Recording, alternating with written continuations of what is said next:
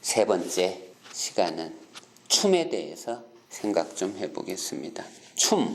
춤은 몸, 육체, 신체를 전제하는 개념입니다. 우리는 몸을 갖고 태어난 존재입니다. 몸을 갖고 태어난 존재는 몸을 다룰 줄 알아야 합니다. 몸을 다루는 기술의 최고가 춤이 아닐까.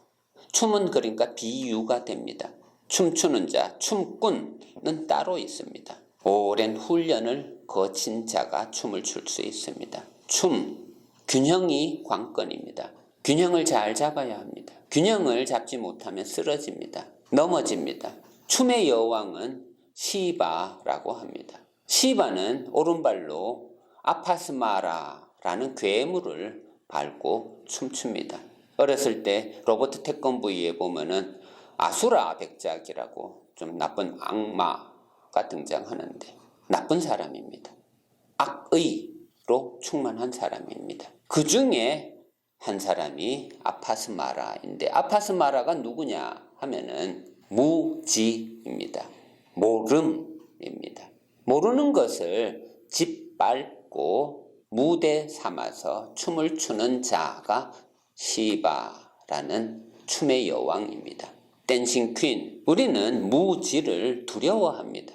이성적 존재는 아는 것을 선호합니다. 소크라테스 철학도 아는 것을 가르치려 하는 철학입니다. 모르는 것이 죄라고 가르치는 철학이 소크라테스 철학입니다. 하지만 시바가 전하는 메시지는 무지, 모름이 두려운 게 아니라 그 두려움을 무대 삼아서 춤을 출 수 있는 자, 그 자가 신이 된다라는 메시지입니다. 아파스마라를 짓밟고 춤을 출 수 있는 자. 힌두교의 최고의 구원의 개념이라면 바로 무아지경이라는 단어입니다. 물아일체라는 개념입니다. 내가 사물과 하나가 되어버릴 때 내가 내가 누군지도 모르는 그런 경지에 돌입하게 될 때 힌두교는 최고의 경지에 도달했다라고 가르쳐 줍니다. 내가 나 자신을 잊어버려도 상관없다는 이론입니다. 기독교인들은 용납할 수가 없는 주장입니다. 내가 나의 십자가를 짊어지고 가야지 라고 가르치니까요. 시바를 형상화해 놓은 어떤 동상을 들여다보면은 오른쪽 발로는 아파스마라를 짓밟고 있지만 다른 발은 허공에 들고 있습니다. 한쪽 발로도 춤을 잘 출 수 있는 존재입니다. 육체로 추는 춤도 있지만 니체가 가르쳐 주고자 하는 춤은 정신의 춤, 영혼의 춤, 생각의 춤이기도 합니다. 막춤인 것 같지만 자유로운 움직임이 가져다주는 황홀함을 보여주는 것이 춤의 경지입니다. 우리가 춤을 바라보면서 무엇을 보는가라고 관찰을 한번 해볼 필요가 있습니다. 우리는 춤을 보면서 몸의 움직임, 몸의 동작을 바라보게 됩니다. 현대무용을 관찰해 보면은 몸의 움직임을 정확하게 볼 수 있도록 하기 위해서 몸을 거의 다 드러내놓고 춤을 춥니다. 몸을 감싸놓은 그런 춤은 현대 예술에서는 거부의 대상이 됩니다. 몸이 얼마나 아름다운지를 보여주는 것이 춤입니다. 저도 유학 갔을 때 일주일에 한 번 춤을 배운 적이 있습니다. 주말만 되면은 독일 아이들과 놀아야 되는데 춤을 못 추면은 함께 어울릴 수가 없습니다. 그냥 나는 괜찮아, 나는 술이 좋아 하면서 앉아서 술만 마실 수는 없습니다. 언젠가는 친구들과 함께 춤을 춰야 합니다. 독일 아이들이 춤추는 것은 손을 잡고 함께 춰야 하는 춤이 거의 대부분입니다. 그런 춤은 배워야 합니다.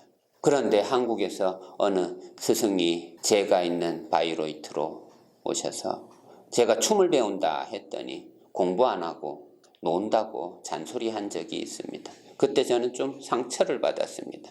춤을 배울 수 있는 기회를 나는 이용하고 있었을 뿐인데 어느 잣대로 들이대면은 춤은 더러운 것이 되고 맙니다. 기독교인들은 수도원에 들어가서 금욕 고행하는 것을 모범으로 삼습니다. 몸이 느끼는 욕망에 대해서는 금지시키는 행위를 모범으로 간주하는 것입니다. 하지만 생철학은 금욕고행, 말은 같지만 내용은 달라집니다. 뭔가를 배워야 합니다. 춤도 배워야 합니다. 몸을 갖고 태어난 자는 몸을 다루는 훈련을 해야 합니다. 자기가 똑바로 움직이고 있다 혹은 마음대로 움직이고 있다고 판단하지만 사실 예를 들어서 남자들은 군대 가보면 압니다. 청년이 몸을 잘 못 다룹니다. 그냥 밧줄 타고 저쪽 건너편에서 뛰어내리기만 하면 되는데 그걸 잘 못합니다. 각개전투 훈련해야 합니다. 총 들고 뛰는 거 간단한 것 같지만 넘어지기 일쑤입니다. 제식 훈련, 발 맞춰 가는 거 그것도 훈련해야 합니다. 생각처럼 잘 안 됩니다. 발과 손이 함께 나갈 때가 더 많습니다. 뒤로 돌아가 그런데 뒤로 돌 수가 없습니다. 왼쪽으로 가 오른쪽으로 가 몸 따로 마음 따로입니다. 우왕좌왕입니다. 혹은 여자분들은 예를 들어서 헬스장에 가보면 느낍니다. 자세가 다 틀립니다. 자세 교정을 받아야 합니다. 교정받지 못하면 그런 자세로 1, 2년 살다 보면은 디스크가 올 거고 담이 들 것이며 몸에 뭔가 이상이 생기는데 그것을 운명으로 간주하고 살아갈지도 모릅니다. 교정은 받아야 합니다. 근육은 키워야 합니다. 늙어감의 현상 중에 가장 무서운 것이 근육이 사라진다는 것입니다. 아무리 의학의 도움을 받아도 언젠가는 우리는 늙어감을 인정해야 할 때가 올 것이고 또 언젠가는 이제 죽는구나 하고 모든 것을 내려놓아야 할 때도 있을 것입니다. 그때 가서 갑자기 인정하려고 하면은 억장이 무너질 수도 있습니다. 갑자기 무너지면은 회복 불가능합니다. 힘이 있을 때 조금씩 훈련하면서 힘을 키워 놓는 게 좋습니다. 생각도 마찬가지입니다. 생각할 수 있을 때 열심히 외워두고 치매에 저항해 가면서 기억력을, 정신력을, 정신의 근육을 계속 키워 놓는 게 좋습니다. 고통도 능력이다. 2014년 세월호 사건이 났을 때 저는 아픔, 고통에 대해서 공부를 좀 해보았습니다. 얼마나 많은 고통을 내가 감당할 수 있을까? 그런 고민을 하면서 11월 책 한 권을 내놓았습니다. 돌이 별이 되는 책. 철학. 돌이 별이 되는 철학. 돌은 길 위에 놓여있는 무거운 돌이겠지만 별이 되는 철학. 별로 만들어내는 철학. 우리 몸은 인간이 되라고 자연이 던져준 돌이지만 이 돌을 별로 만드는 것은 나 자신의 노력에 의해서 결정됩니다. 얼마나 열심히 살았는가. 파우스트는 노력하는 인간이라 했습니다. 그런 노력을 통해서 파우스트는 하나님 나라로 가게 됩니다. 별이 되는 것입니다. 생각하는 존재는 생각으로 춤을 출 줄 알아야 합니다. 이러한 생각을 날개로 설명해 놓은 자가 있다면 그 자가 바로 리차드 바흐의 갈매기의 꿈이 아닐까 생각합니다. 갈매기는 날개를 갖고 태어났습니다. 모든 친구들은 이 날개를 활용해서 먹고 사는 일에 치중합니다. 하지만 리빙스턴 시걸이라는 이 갈매기는 고민에 빠졌습니다. 내가 날개를 갖고 태어난 이유가 먹고 사는 일에 소용되는 것에 국한되어 있을까? 내가 날개를 갖고 태어난 이유가 저렇게 먹고 사는 일에 몰두하다가 내 삶을 마치는 것이 당연한 것일까? 갈매기는 고민하다가 내가 날개를 갖고 태어났으니 나는 것에 한번 대가가 되어 보리라. 절벽에 가서 혼자 연습에 돌입합니다. 그리고 높이 나는 자가 멀리 바라본다는 그런 말을 인식의 말로 품게 됩니다. 갈매기가 날개를 갖고 태어난 존재라면 인간은 이성을 갖고 태어난 존재입니다. 똑같이 우리는 이렇게 질문을 할 수 있습니다. 내가 이성을 갖고 태어난 존재가 내가 직장을 다니고 돈을 벌고 물건을 사고 이렇게 먹고 사는 일에만 제한 지켜놓고 살다가 죽어야 하는 게 내 운명일까? 생철학자 니체는 고민하다가 이렇게 생각합니다. 생각하는 존재는 생각의 대가가 한번 되어 보아야지. 춤꾼은 몸을 다루는 대가를 뜻합니다. 니체가 원하는 인간은 생각을 마음대로 할 수 있는 존재입니다. 신까지도 죽여버릴 수 있는 허무주의를 감당할 수 있는 철학입니다. 허무주의, 허무함을 기준으로 삼아 그것에 하나씩 더 붙여가면서 긍정적인 이념으로 전환시켜 나가는 그것이 허무주의입니다. 허무함이라는 말을 하면서도 그것이 부정적인 의미로 멈추지 않는 것, 긍정의 힘으로 전환시켜 나가는 것, 그것이 허무주의의 핵심입니다. 우리의 철학, 동양 철학에는 공과 무라는 사상이 있습니다. 한자어로 공자가 재미납니다. 지붕 아래에 장인 공자를 적어 놓았습니다. 공부할 때 공자를 적어 놓았습니다. 지붕 아래에 공부한 것을 가득 채우면 그게 바로 공이 됩니다. 다 알고 나면은 도가 틉니다. 막힘이 없어집니다. 텅 빈 것 같은 자유가 주어집니다. 새가 허공을 나는 것처럼 어디로 향하든 다 길이 됩니다. 그것이 빌공자의 의미입니다. 무, 집단을 불 위에 올려놓는 형태를 취하고 있습니다. 다 불태워버립니다. 이제 불태울 게 없구나. 그 말이 순수 우리말로 부질없다라는 뜻입니다. 아이고 부질없다라고 말할 때 아이고 절망이다라는 뜻이 아닙니다. 아이고 부질없다라고 말할 때 그것은 의미 없다라는 뜻이고, 의미 없다라는 말을 할 수 있을 때 우리는 돌아설 수 있게 됩니다. 돌아설 수 있으면 길이 보입니다. 창문에 갇힌 파리가 죽습니다. 그 길만 보니까 길이 안 보이는 것입니다. 대낮에도 앞이 캄캄하다는 말을 할 수 있는 정신, 창문에 갇힌 파리와 같습니다. 그 파리가 만약에 본성을 바꿔버리고 돌아설 수만 있다면 무한한 길이 보일 것입니다. 생각도 마찬가지입니다. 한 가지에 얽매여 버리면 그 한 가지 때문에 죽을 수도 있습니다. 저는 베르테르의 슬픔을 읽을 때 제가 느꼈던 것은 사랑하는 그 여인을 잊을 수 없으니까 죽을 수밖에 없는 것입니다. 잊을 수 있다면, 돌아설 수 있다면 내 목숨을 구원하는 나 자신을 위한 구세주로 돌변할 수 있는 것입니다. 생각하는 자가 자신의 이성의 칼을 자기 자신에게로 겨눌 때 이성은 자살하는 행위를 감행하게 할 것입니다. 이성적 존재는 스스로 죽일 수 있는 유일한 동물입니다. 물론 다른 동물들도 자살할 수도 있겠지만 보편적인 것은 아닙니다. 예외적인 사건일 뿐입니다. 하지만 인간은 다릅니다. 이성적 존재는 언제든지 이런 위기를 스스로 초래할 수 있습니다. 생각이 잘못되면 인생 전체가 다 망가집니다.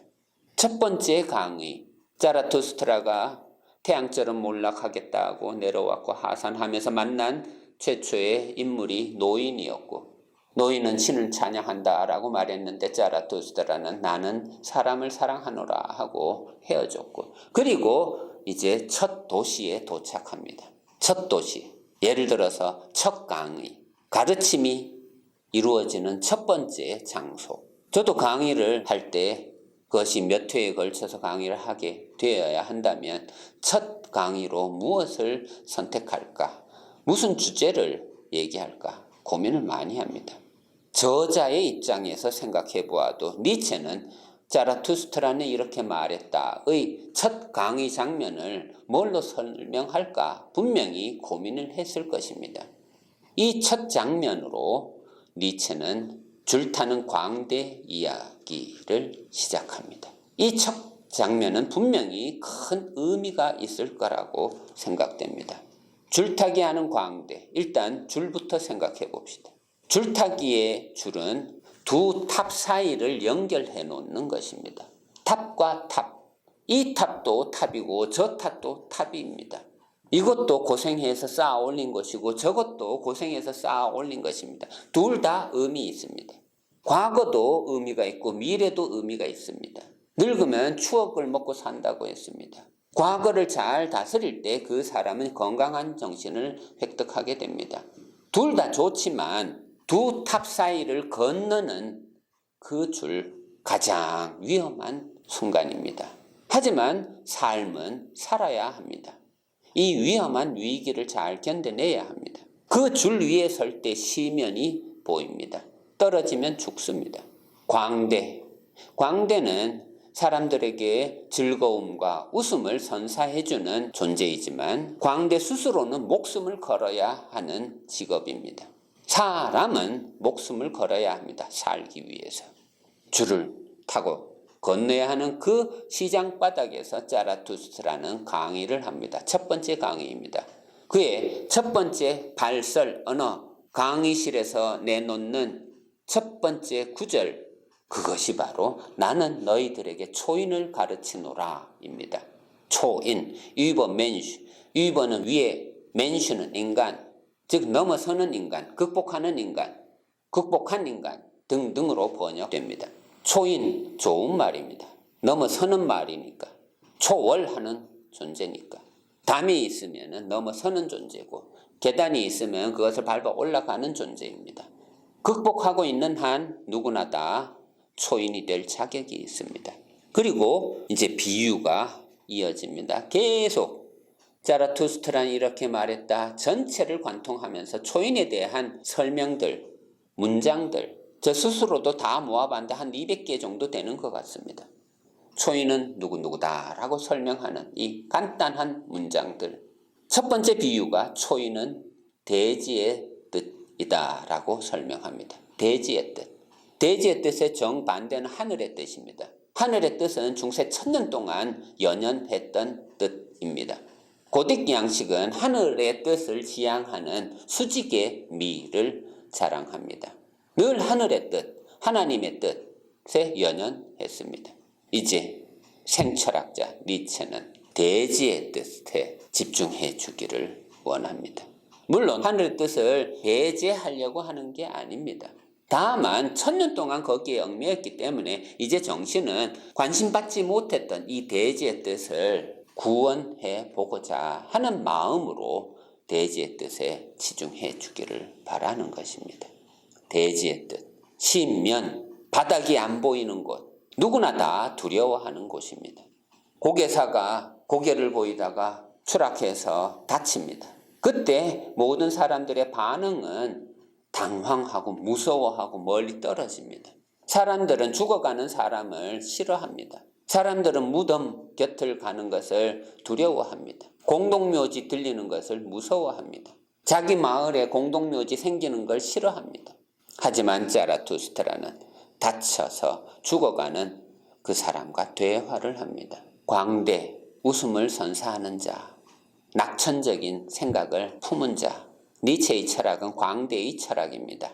스스로는 희생을 하지만 인류에게 기쁨을 주려고 하는, 웃음을 선사해 주려고 하는. 그래서 비극의 탄생 그 서문에 보면은 나에게서 배우라 웃는 법을, 어떻게 웃는지를. 웃음도 기술입니다. 웃는 자가 승리하는 것입니다. 하루를 살아도 웃어야 합니다. 찰리 채플린은 웃지 못한 하루는 잃어버린 하루라고 가르쳤습니다. 니체도 그런 말 했습니다. 좀 더 비유가 확장되어 간다면 춤추지 못한 하루는 잃어버린 날입니다. 하루는 주머니라고 했습니다. 이 주머니 안에 얼마나 많은 물건을, 보석을 집어 넣을 수 있는가? 그 주머니의 크기는 어느 정도인가? 그거는 능력에 달려 있습니다. 능력은 기술입니다. 내가 얼마나 많은 기술을 터득하고 있느냐. 그거에 따라서 나의 세계는, 나의 하루는 달라질 것입니다. 시간은 시계 속에 있습니다. 하지만 이 시계 속에 있는 이 시간을 나의 시간으로, 나의 때로 만드는 건 내 책임입니다. 때가 되면 뭐든지 할 수 있습니다. 때가 되지 않으면 아무 일도 일어나지 않을 것입니다. 자기가 신이 되어서 하루를 창조할 수 있는 능력도 때가 되었을 때 가능합니다. 오늘 수업 여기까지 하겠습니다.